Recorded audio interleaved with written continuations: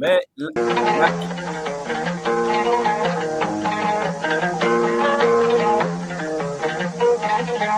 يا دنيا ورينا كيف العمل يا دنيا ورينا كيف العمل يا دنيا ورينا كيف العمل يا دنيا ورينا كيف العمل ولا بترحمي لا بتحني ولا بتزيد الأجل ولا بترحمي لا بتحني ولا بتزيد الأجل المساكين نحنا الشجعانين نحنا المساكين نحنا الشجعانين نحنا ضيعنا شبابنا ولا عرفنا هلاته والايام جاريه الشيب جايب تحياته ضيعنا شبابنا ولا عرفنا هلاته والايام جاريه الشيب جايب تحياته دنياتنا كملت في عذاب صبورنا رايح زي السراب دنياتنا كملت في عذاب صبورنا رايح زي السراب ميتين يا الله يا ربي ردافه ميتين يا الله يا ربي ردافه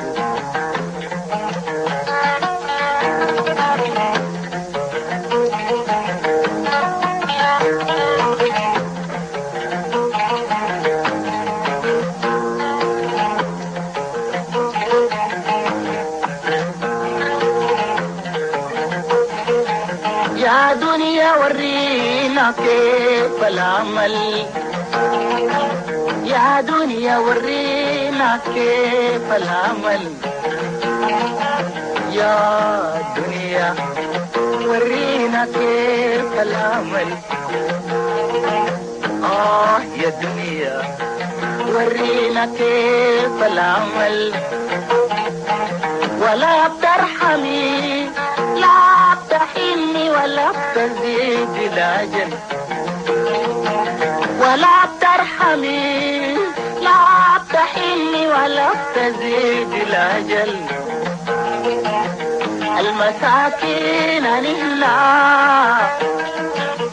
الشجعانين نحنا المساكين نحنا الشجعانين نحنا ضيعنا شبابنا ولا عرفنا هلاته والايام جاريه الشيب جايب تحياته ضيعنا شبابنا ولا عرفنا هلاته والايام جاريه الشيب جايب تحياته دنياتنا كملت في عذاب صبورنا رايح زي السراب دنياتنا كملت في عذاب صبورنا رايح زي السراب ميتين يا الله يا ربي نرتاح ميتين يا الله يا ربي نرتاح بنبكي لأمورنا بنبكي لوطننا بنبكي لعمرنا بنبكي لوطننا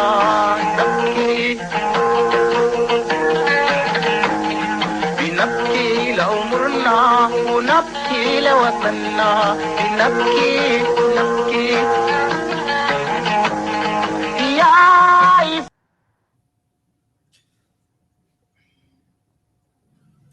Salut Anthony. Tu me reçois? oui. Donc là, c'était Ahmad Pekos. C'est un musicien. Tu m'arrives à entendre?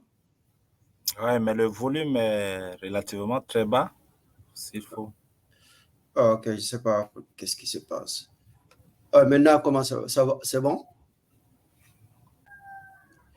Donc, on vient d'entendre la chanson de Ahmad Pekos. Ahmad Pekos est un célèbre artiste tchadien. Donc, on va parler un peu de la tragédie tchadienne, puisque ces derniers jours, c'était vraiment difficile pour beaucoup de Tchadiens, surtout ceux qui vivent à l'étranger. Nous, on voit les informations sur les réseaux sociaux, donc c'est très dépressif ce qu'on voit. Donc, je suis joint avec comment on appelle, Anthony Monan. Anthony Monan, pour ceux qui ne savent pas, puisque moi, je me disais à un point ici, il vaut la peine même de parler de ces sujets, puisque je ne vais pas être le porteur de mauvaises nouvelles, d'accord?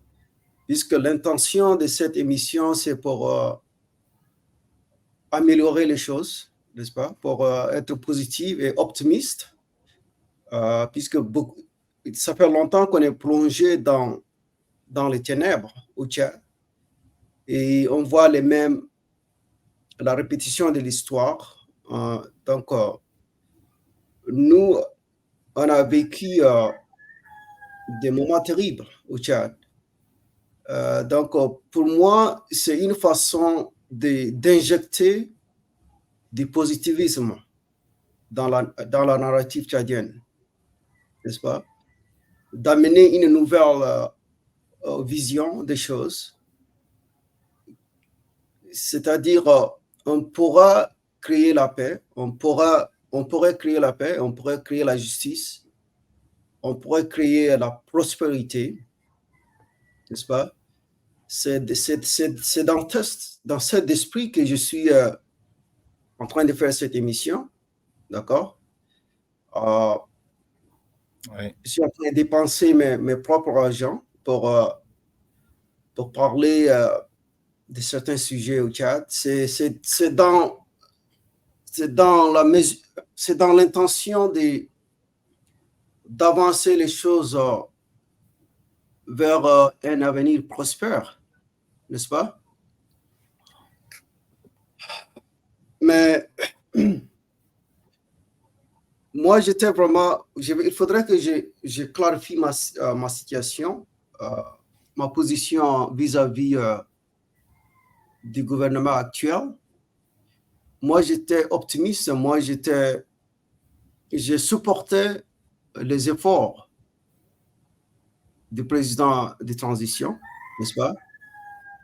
Par rapport au dialogue, d'accord? Et puis, beaucoup de Tchadiens sont retournés au Tchad pour la première fois depuis 30 ans. Donc, moi, j'encourageais l'initiative du président actuel dans la politique de réconciliation, dans sa politique de ramener les Tchadiens et puis créer une prospérité au Tchad. Mais maintenant, j'en doute, puisque il se pense, c'est quand même paradoxal. D'un côté, on parle de la paix, de la réconciliation, et de l'autre côté, on voit carrément le contraire. Donc, ça veut dire les progrès qu'on a fait depuis le commencement du dialogue. Maintenant, on est dans une situation où on a reculé de manière extraordinaire. Donc, je vais m'arrêter là et puis tu peux quand même nous donner le contexte de ce que je parle, puisqu'il y a des Africains aussi qui me suivent. Qu'est-ce qui se passe? Tu peux lui donner quand même le contenu de ce que je suis en train de dire. Qu'est-ce qui s'est passé? Et puis on va avoir des questions et réponses. Merci, merci pour m'avoir accordé la parole ce soir pour un peu parler de ce que nous appelons ici la tragédie tchadienne. Le titre vraiment en dit beaucoup de choses. C'est une tragédie. Parce que ce qu'est plongé le Tchad aujourd'hui n'est pas ce que le peuple tchadien souhaitait. Parce qu'on avait abordé une période de transition qui était marquée par des turbulences, bon, mais on croyait peut-être atterrir avec un Tchad de paix.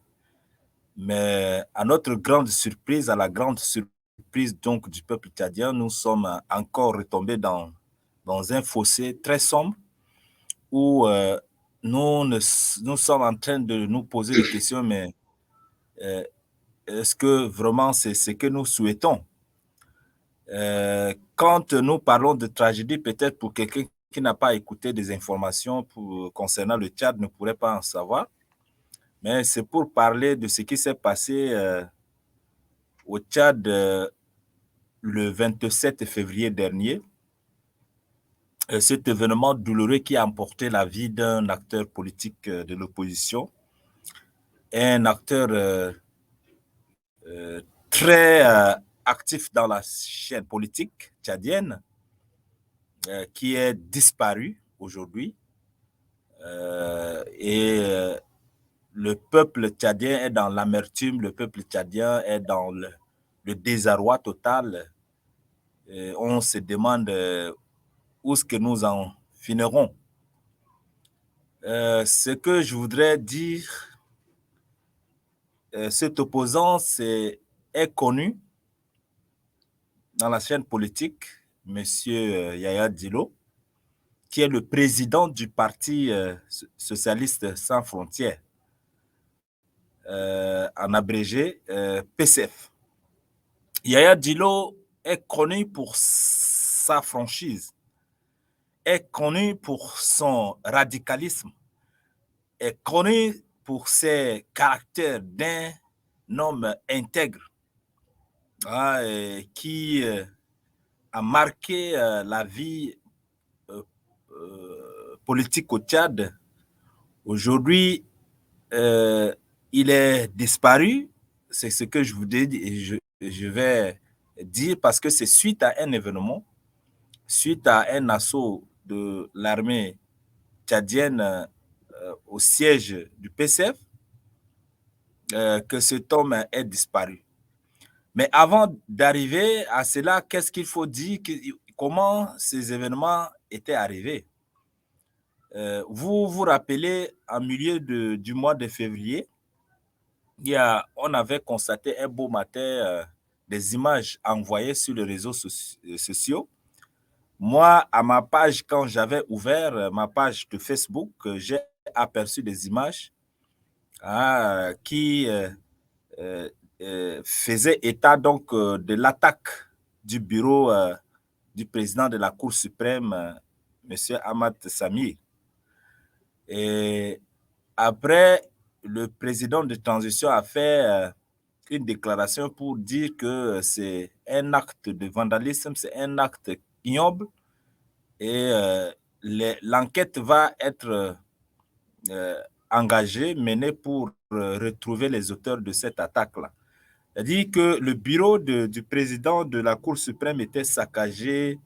Voilà, les dossiers pêle-mêle, on a vu de balles qui sillonnaient la zone, de balles qui cassaient, brisaient pratiquement les vitres de ce bureau, de bureau saccagé complètement.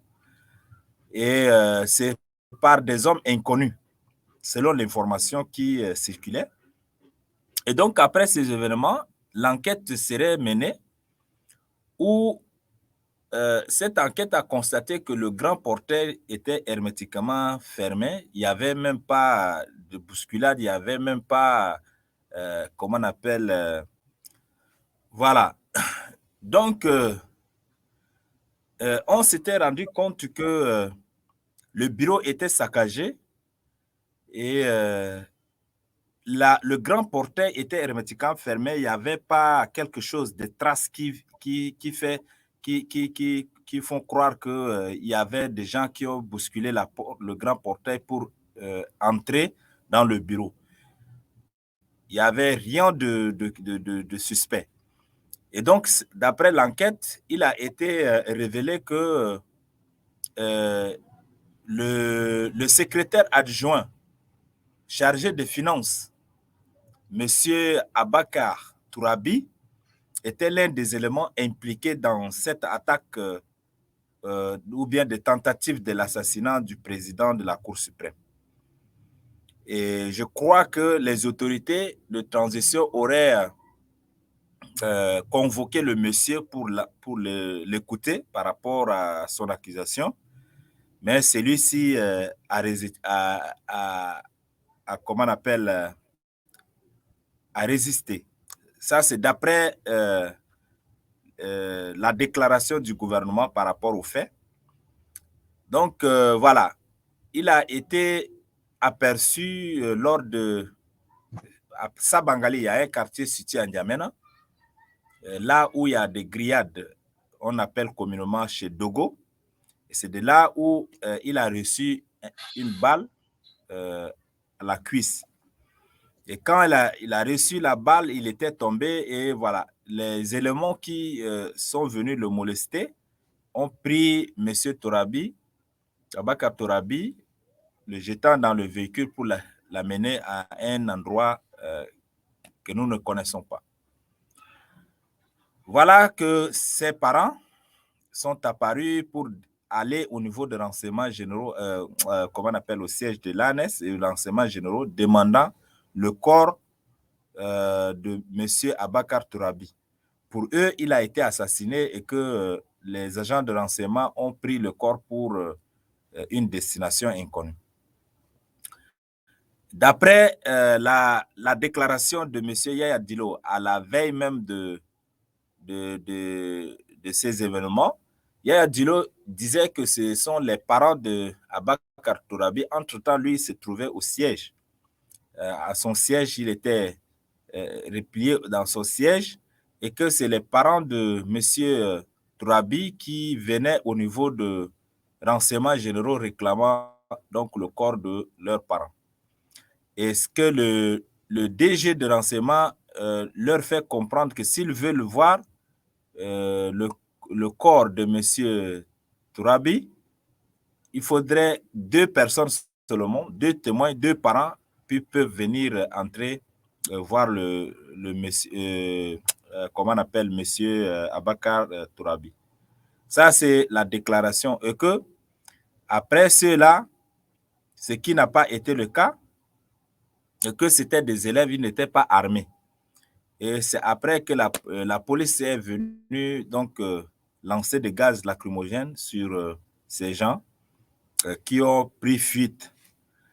Maintenant, qu'est-ce que le gouvernement disait? Le gouvernement disait que lorsque M. Yaya Dilo, avec ses militants, ont appris cet événement qui était sur M. Abakar Tourabi, et ils se sont armés, ils étaient d'abord allés à l'hôpital pour réclamer le corps de Abakar Tourabi. Ils n'ont pas vu le corps, ils sont directement descendus au niveau de renseignements généraux, siège de l'ANS. Ils sont mis à tirer.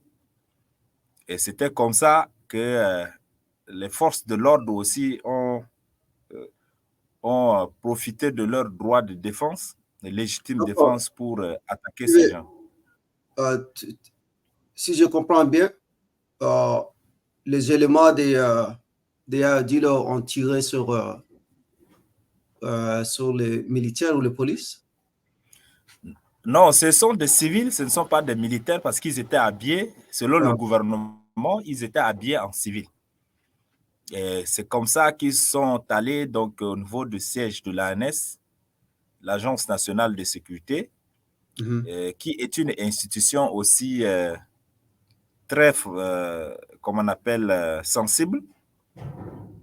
Ils ont attaqué le siège de l'ANS et c'est de là où les forces de l'ordre ont riposté jusqu'à les poursuivre au niveau du siège. Et au niveau du siège national du PCF, il y avait eu un affrontement terrible où vous allez voir même l'image du bâtiment qui a été farouchement touché par des balles. Et c'est de là où M. Yaya Dilo a trouvé la mort, avec quelques corps aussi de ces éléments. Et de l'autre côté également, il y a aussi des militaires de force de l'ordre qui ont aussi perdu des hommes. Donc, vous voyez que c'est de sang de plus de Tchadiens qui a coulé. Et c'était très triste. Donc, Au moment... attends, j'ai une question à poser là-dessus. Oui. Tu voulais dire que les forces, les éléments de Yadil ont résisté contre le gouvernement, c'est ça, avec des armes? Les éléments ont fait quoi? Je ne vous ai pas bien saisi. Je pense qu'il y a un problème. Attends une seconde. Donc, la question est de savoir si les éléments de Yadil étaient armés.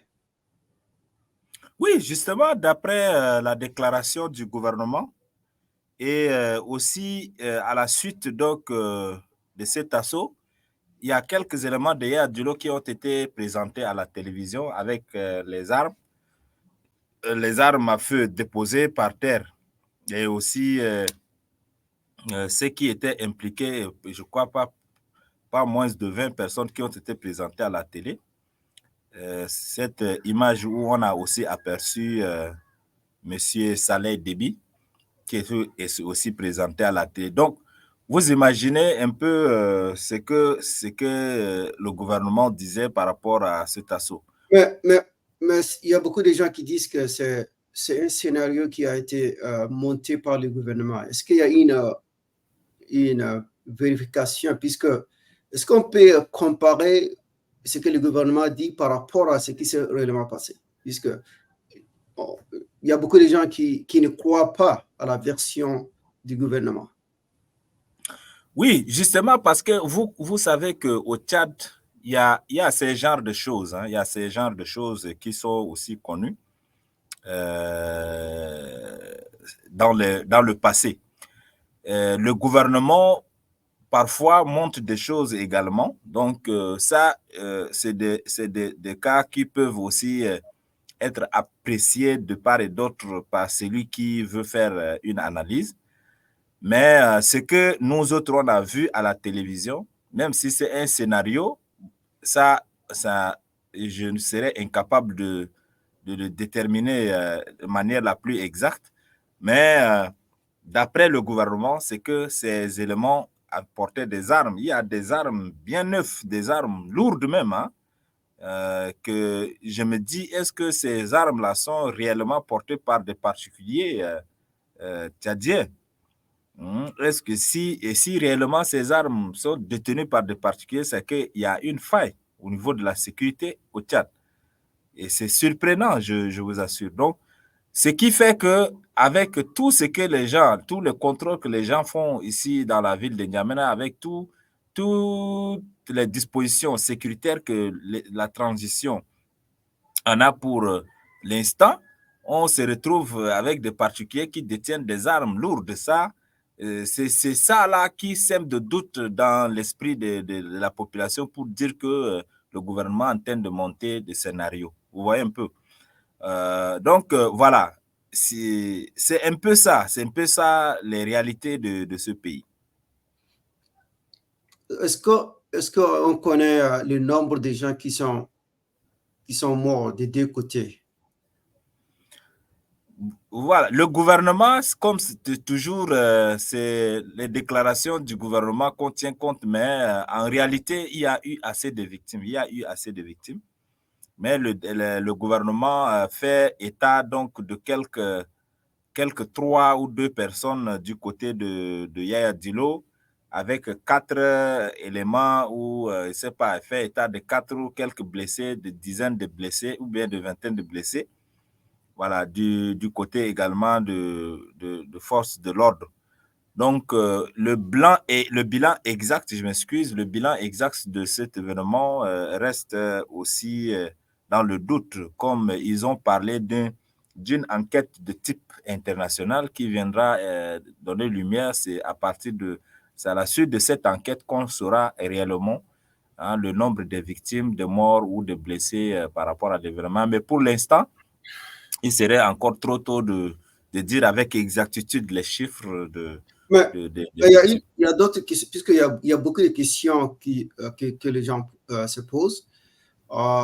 Si le gouvernement est dans la justification d'éliminer les ou ces éléments, pourquoi ils ont détruit les headquarters? Pourquoi ils ont détruit les bureaux du parti? Mais cela, ça prouve que c'est une façon, comment on appelle, d'effacer les preuves, n'est-ce pas? Mais pourquoi faire si le gouvernement est dans la justification de prendre contre, ça veut dire on leur donne le bénéfice de tout.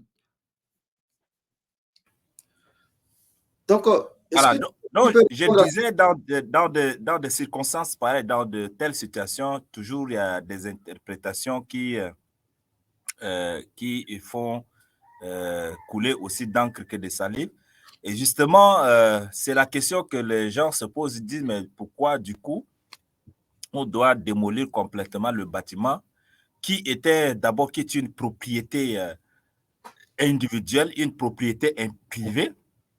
Pourquoi l'État, du coup, après l'événement, décide de démolir? Donc, il y en a qui disent que non, c'est une manière également d'effacer les preuves, hein, d'effacer les preuves pour vraiment, véritablement situer les responsabilités comme prévu. Nous, jusqu'à là, l'État n'a pas donné une raison par rapport à la démolition de l'immeuble où abritait le parti PCF. Et donc, c'est difficile de comprendre cet acte. Donc, il y a des témoignages qui disent que les éléments de Yadilo ils n'avaient pas des armes, ils étaient seulement au niveau de leur bureau en train de travailler. Et puis les militaires sont venus pour les encercler.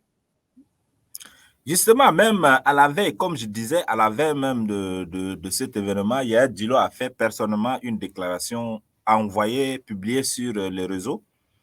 Et monsieur Yaya Dilo disait que c'était des élèves encore qui étaient en tenue scolaire, qui étaient partis, mais sans armes.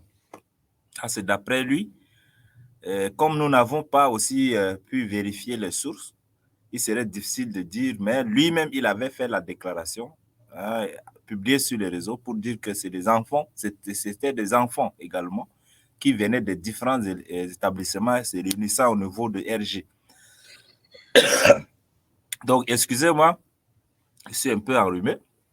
Donc, quand tu vois un peu le fait, c'est difficile de comprendre ce que les versions du gouvernement sont complètement contradictoires aux versions des victimes. Donc, ce qui est difficile, ce qui reste à faire, c'est l'enquête qui pourra encore donner éclaircir cette situation-là.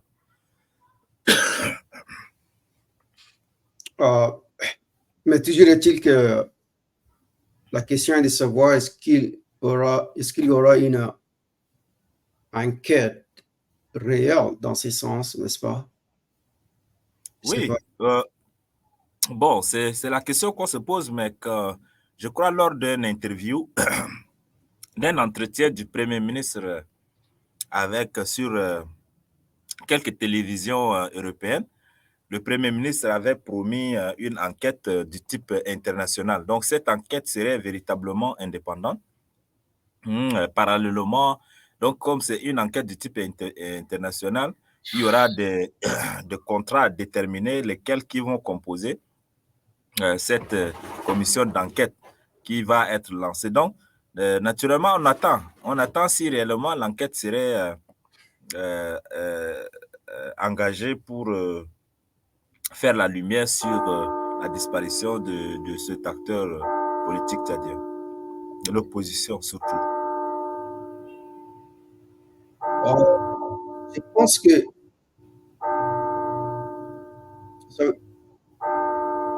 il parlait de midi à 14h en ce qui concerne qui a tort, en ce qui concerne les détails, mais le fait est que un homme politique est éliminé, n'est-ce pas, à la fin du jour. Donc, il semble que les circonstances, toutes les circonstances justifient que c'est une élimination politique, n'est-ce pas? On peut bien monter des scénarios et tout ça, mais l'objectif était d'éliminer un opposant politique. C'est ce qui est dommage, n'est-ce pas? Ouais, moi, je ne sais pas ce que j'ai dit, puisque ça m'a vraiment touché. On pourrait quand même créer une médiation, n'est-ce pas, au niveau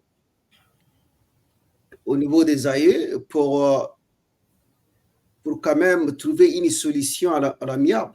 Est-ce qu'ils ont tenté de trouver une solution à l'amiable au lieu d'opter pour une violence?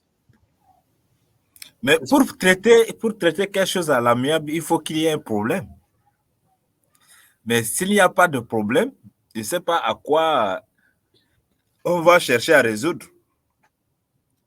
Non, mais aujourd'hui, comme vous le dites, aujourd'hui, la plupart des militants du PCF accusent le gouvernement actuel d'avoir assassiné M. Yaya mais c'est Dilo. ça ce qui semble apparaître. Voilà, donc beaucoup de militants appellent, et même le groupe de concertation des acteurs politiques de l'opposition, en abrégé GCAP. GCAP où Yaya Dilo également était membre, ont fait un point de presse pour accuser clairement le gouvernement d'avoir éliminé M. Yaya Dilo pour ne pas qu'il se présente aux élections à venir. Donc, voilà, les accusations de l'opposition surtout par rapport à cet événement sont très claires. Sont très claires que c'est une élimination, que M. Yaya Dilo était dans le viseur du gouvernement, du système depuis quelque temps. Donc, voilà, beaucoup de gens apprécient de leur manière cette disparition de Yaya Dilo.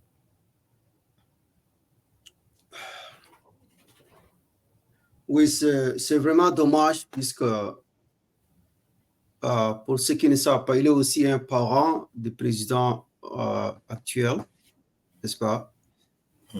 Et dans cette situation, on pourrait réquisitionner l'avis des aïeux, n'est-ce pas? Puisque on est dans une culture où on doit quand même écouter nos aïeux. Ils pourraient mieux trouver des solutions au lieu de hâter et puis utiliser la force je trouve que c'est vraiment, c'est dommage. C'est une répétition de l'histoire.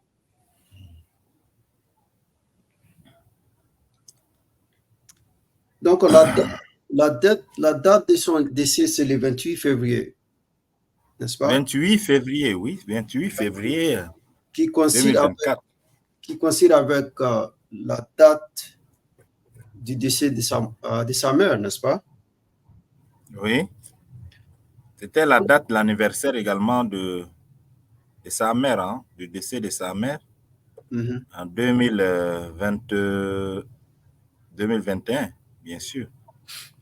Lorsque, lorsque la maison de M. Yaya Dilo a été attaquée également par les forces de l'ordre. Et cela a entraîné également la mort de sa maman en 2021, le 28 février 2021, naturellement. Donc, vous voyez qu'il y a une coïncidence terrible, inexplicable. Mais moi, je pense que c'est pas par hasard. C'est une date très significative dans le domaine spirituel, si j'ose le dire, n'est-ce pas? Je pense qu'on est en face aux forces des ténèbres. C'est un peu... Puisque c'est très difficile de comprendre la situation, puisque, à mon avis, il y a des solutions qui sont simples, mais pourquoi opter pour des solutions qui sont difficiles? Vous voyez?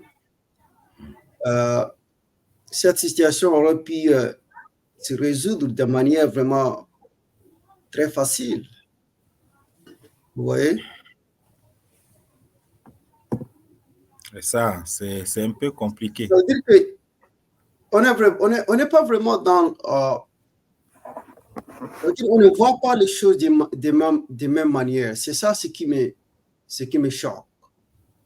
D'accord?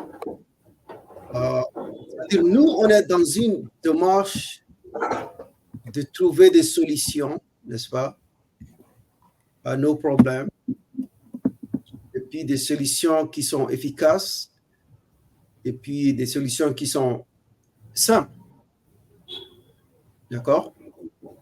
Mais le système actuel, le gouvernement n'est pas dans cette démarche, puisque il semble qu'il utilise des moyens qui sont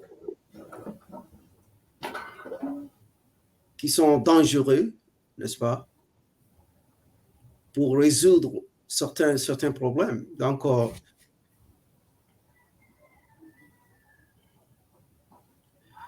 je vois qu'on n'est pas dans les mêmes... On ne voit pas les choses de la même manière. C'est ça ce qui me choque.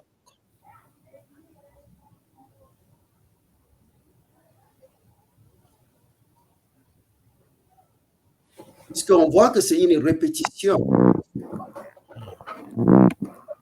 On ne veut pas répéter les mêmes choses. On va avancer dans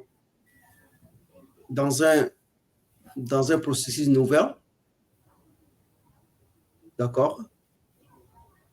Où les Tchad et les Tchadiens sont prospères, mais là, c'est un avis que peut-être le gouvernement ne partage pas, puisque si vous allez dans ce sens, on vous encourage.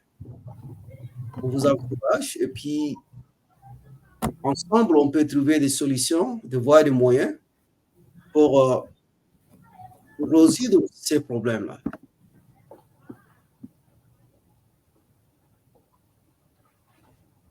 Est-ce que tu as quelque chose à ajouter, puisque moi, ça me dépasse? Bon, moi, ce que je vais dire peut-être pour finir, je trouve que cet acte-là constitue un recul très grave à la démocratie. Parce que dans un état de démocratie, dans un état démocratique, le pouvoir doit avoir nécessairement de l'opposition. Un État où il n'y a pas un État de droit, il n'y a pas opposition, est un État qui n'est pas loin d'un État dictatorial. Donc, pour encourager la démocratie, il faudrait que les dirigeants des États africains acceptent qu'il y ait l'opposition. Parce que l'opposition aussi constitue un facteur de développement très fort. Il y a des oppositions qui peuvent, les opposants qui peuvent faire aussi de bonnes propositions, qui peuvent contribuer aux bonnes décisions de gouvernance. Mais s'attaquer aux opposants de leur vie, c'est encore très grave. Et cela constitue un recul pour la démocratie. Mais attends une seconde là, je voudrais intervenir. Mais la question est de savoir si le système démocratique est compatible, vous voyez, avec les Africains et plus particulièrement les Tchad, puisque on voit que ça ne marche pas, d'accord? On peut bien espérer que les choses vont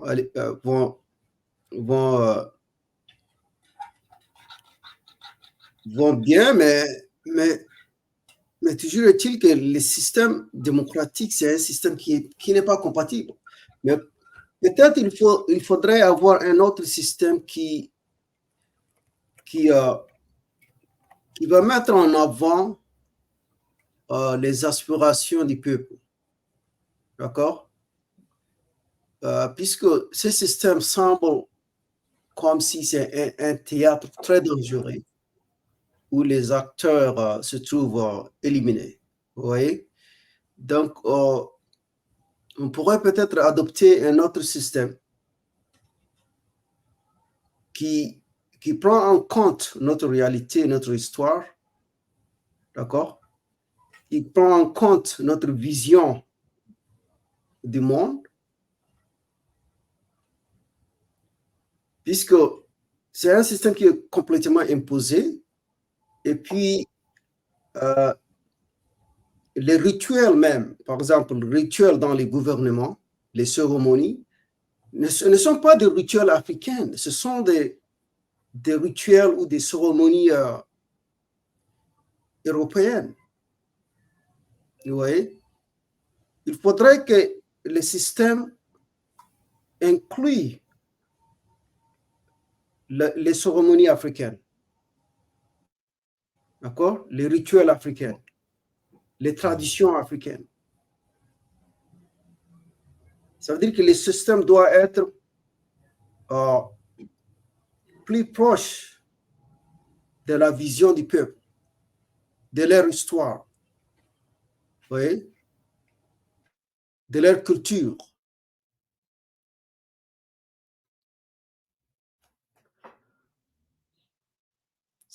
Il est temps d'envisager cette option-là, puisque ce système qu'on dit la démocratie, apparemment, n'est pas compatible, pas du tout compatible, et ne produit pas. C'est-à-dire que comment on peut juger un système? C'est-à-dire on va regarder les résultats de ce système. Mais si les résultats sont négatifs, on doit adopter une autre option. Mais jusque-là, les résultats sont vraiment négatifs. D'accord? Et puis, beaucoup de Tchadiens de l'étranger sont inquiets. Ils veulent voir leur pays avancer et devenir prospère. D'accord? Et ils sont vraiment choqués de voir cette tragédie qui continue. Et puis, on est quand même dans un désespoir. Ça veut dire, on peut bien dire, on peut bien critiquer le gouvernement et tout ça, mais à la fin, on n'a pas de solution. Vous voyez? Donc, Monsieur Noumou, vous voyez un peu déjà à travers nos images, Ouais, ouais. vous voyez que c'est ici le Tchad et là-bas États-Unis. Ça laisse, c'est un message déjà. Depuis presque une semaine, on n'a même pas l'électricité en ville et les gens ne sont pas prêts pour que le système soit. Franchement, c'est difficile. Hein? Et quand tu parles, c'est. Mais la responsabilité revient aux leaders, n'est-ce pas? C'est les leaders qui vont donner l'exemple. C'est les leaders qui doivent agir. D'accord? Mais si le leader n'est pas sur la même diapason que le peuple, il y a une friction, n'est-ce pas? Vous prenez le cas de Rwanda, Paul Kagame, un leader exemplaire. Vous voyez? Donc, on n'a pas besoin de la démocratie pour avancer les choses. Ça veut dire que c'est le leader qui devrait donner l'exemple. Mais si le leader ne donne pas l'exemple, on est dans une situation où les options sont vraiment limitées. Et puis, on est dans un cercle de désarroi et de désespérance.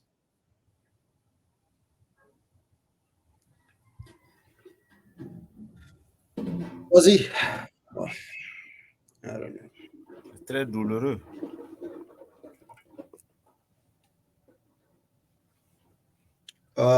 Tu as quelque chose à ajouter ou Bon, moi, particulièrement, je n'ai rien à ajouter, mais je voudrais que les gens reviennent à la retenue parce que ils ont déjà programmé, nous sommes à la veille des élections.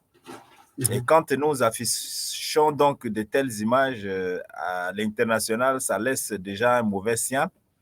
Donc, il faudrait que les gens reviennent et que l'esprit de réconciliation, l'esprit de la restauration de la paix puisse vraiment régner dans ce pays-là. Les guerres, on en a fait déjà la preuve. Tous les conflits, on en a connu. Donc, il est temps que nous dépassons déjà ces genres de situations, de moments obscurs. Il faudrait que les jeunes actuels qui sont déjà au niveau des instances de décision puissent vraiment s'armer de ce courage-là et amener la paix dans ce pays parce que nous avons besoin de la paix.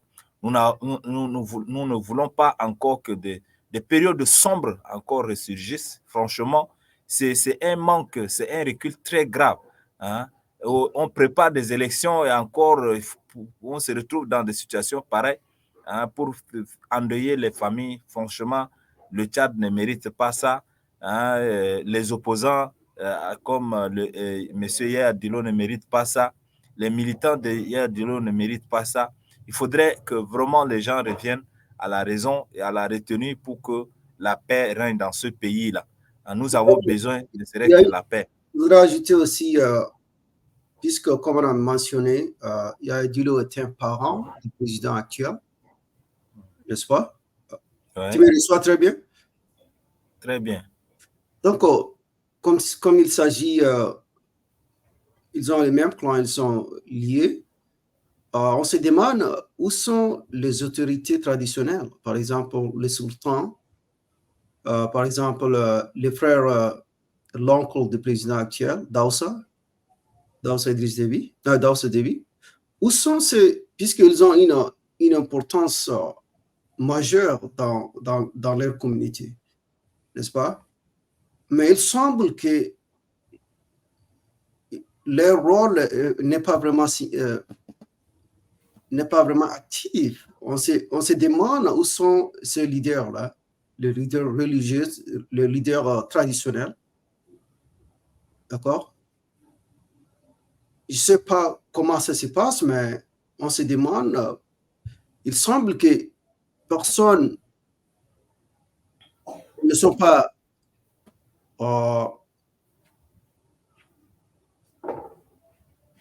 est-ce qu'ils ont une influence quelconque en termes de donner des conseils au président?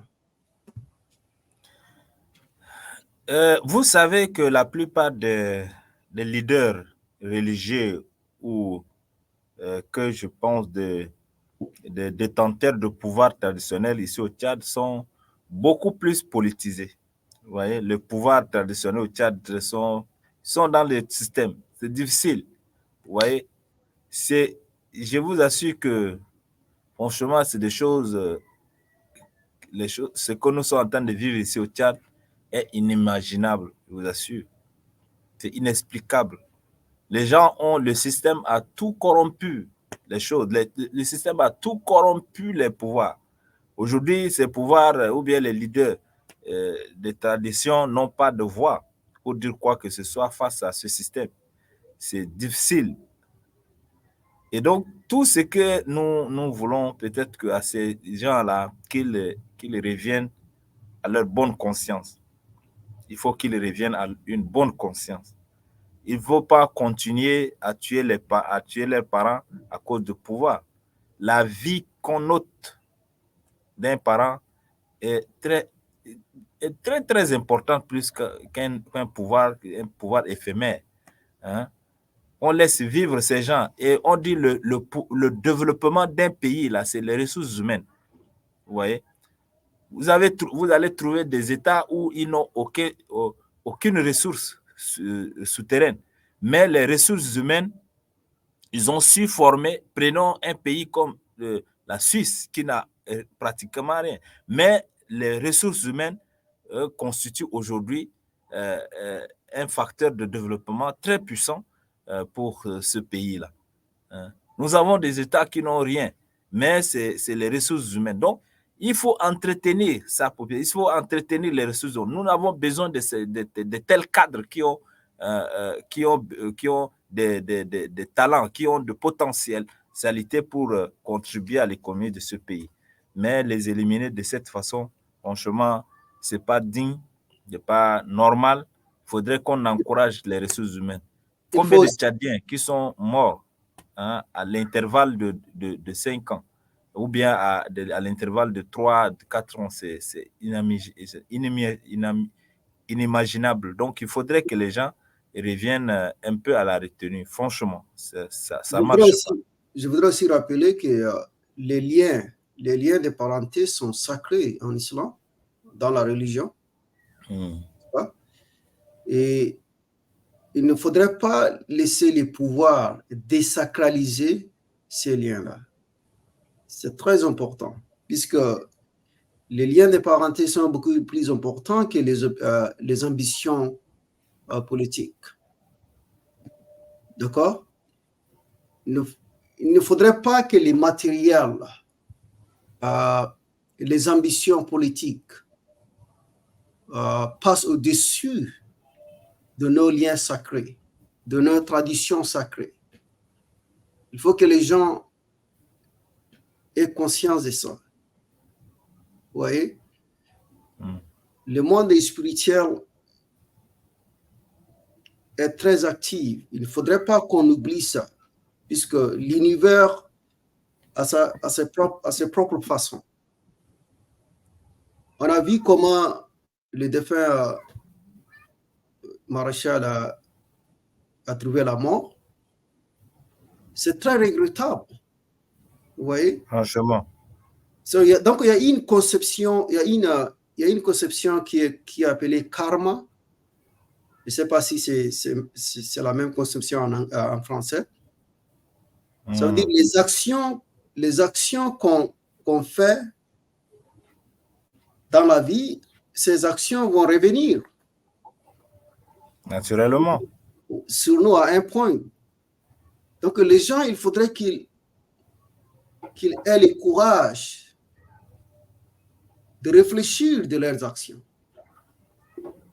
Puisque ces actions peuvent revenir et vous rendre la vie très difficile. Ouais. D'accord? Donc, c'est vraiment dommage. Ah ouais. Donc, je voudrais dire pour la fin, nous sommes vraiment choqués de cette tragédie. On espère que les leaders auront la sagesse, ok, de résoudre certains problèmes de manière humaine, de manière pacifique. La violence ne fait que engendrer la violence. Utiliser les forces pour résoudre certains problèmes va plutôt créer l'effet l'inverse, puisque ça va être un cycle de violence. D'accord? Il faudrait qu'on réfléchisse sur l'histoire du Tchad, ce qu'on a vécu pendant des années, depuis l'indépendance. Et cette histoire doit nous servir un exemple pour construire une future meilleure. Anthony, donc, merci pour ces interventions. Donc, Oui, bon, moi j'avais tout dit. Et je crois que, comme on le dit, c'est pas pour replonger encore le Tchad dans le chaos. Il faudrait, le peuple a besoin juste de petits trucs, la tranquillité d'esprit, a besoin de nourriture, a besoin d'eau, d'électricité, c'est tout ce que le peuple désire. Qu'on se concentre sur ça pour rendre un pays vivable. Mais les conditions où le peuple traverse aujourd'hui ne donnent pas vraiment la facilité aux Tchadiens de vivre comme c'est le doit. Et c'est très, très, très, très, très lamentable. Donc, il faudrait que les gens reviennent à leur bonne conscience pour prendre les choses au sérieux. Ça ne va pas. On ne va pas être connu pour notre violence sur le plan international. Tchadien est connu pour violence, pour le conflit. Et franchement, ce n'est pas bien pour un État de droit comme le nôtre. Donc, il faudrait qu'on essaye d'arrêter ces genres de choses-là, les genres de violences qui ne font que nous reculer sur le plan de la démocratie. Merci.